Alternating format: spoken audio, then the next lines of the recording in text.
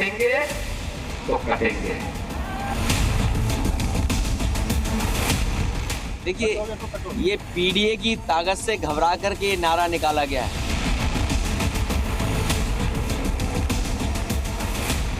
CM योगी का हरियाणा चुनाव में बटेंगे तो कटेंगे का दिया बयान चुनावी मंत्र बन गया है और यूपी चुनाव में भी ये बयान सुर्खियों में है।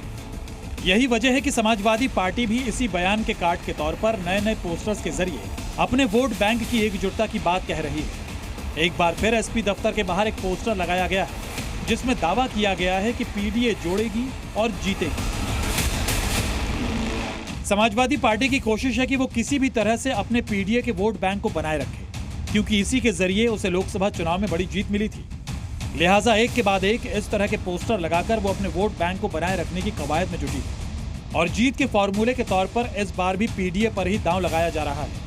सपा नेता लगातार पोस्टर लगा रहे हैं, उसमें अलग अलग मैसेज देने का काम किया जा रहा है और अब ये नया पोस्टर जो कि समाजवादी पार्टी कार्यालय के ठीक सामने लगा हुआ है, उसमें लिखा है मठाधीश बांटेंगे और काटेंगे, पीडीए जोड़ेगी और जीतेगी। अमित चौबे हैं फरेंदा जनपद महाराजगंज से, इन्होंने ये पोस्टर लगाया और हाल ही में हमने देखा कि समाजवादी पार्टी कार्यालय के बाहर तमाम ऐसे नेता जो शायद अपनी पहचान बनाने के लिए इस तरीके का काम करते हैं या फिर उनको लगता है कि ये पोस्टर लगाकर जो माहौल उत्तर प्रदेश में उपचुनाव से पहले बनाया जा सकता है।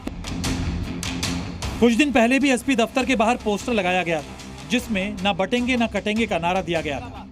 उसके बाद दिवाली के मौके पर अखिलेश यादव की तस्वीर के साथ लगाए गए पोस्टर में लिखा गया कि जुड़ेंगे तो जीतेंगे और अब पीडीए जोड़ेगी और जीतेगी वाला पोस्टर छप चुका है। दरअसल हरियाणा चुनाव प्रचार के दौरान सीएम योगी के बटेंगे तो कटेंगे के बयान का असर दिखा।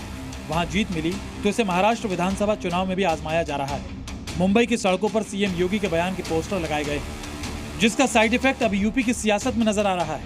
हमेशा की तरह वही हिंदू मुस्लिम वही बांटो और राज करो की जो राजनीति है वो चलाना चाह रही है, लेकिन अब जनता समझ चुकी है कि इन नारों से, ऐसी मानसिकता से वो दूर रहना चाहते। उपचुनाव के लिए यूपी में शुरू हुई इस पोस्टर वॉर के जरिए समाजवादी पार्टी हमलावर हुई तो बीजेपी ने भी सियासी पलटवार करने में देर नहीं लगी। श्री अखिलेश यादव जी स्वयं गहरे तनाव के दौर से गुजर रहे हैं, क्योंकि यूपी के उपचुनाव में कांग्रेस ने उनका साथ छोड़ दिया है और कांग्रेस ने महाराष्ट्र और झारखंड में समाजवादी पार्टी का साथ छोड़ दिया है।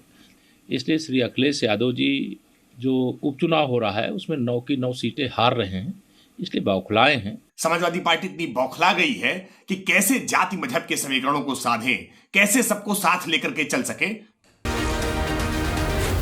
जी न्यूज़।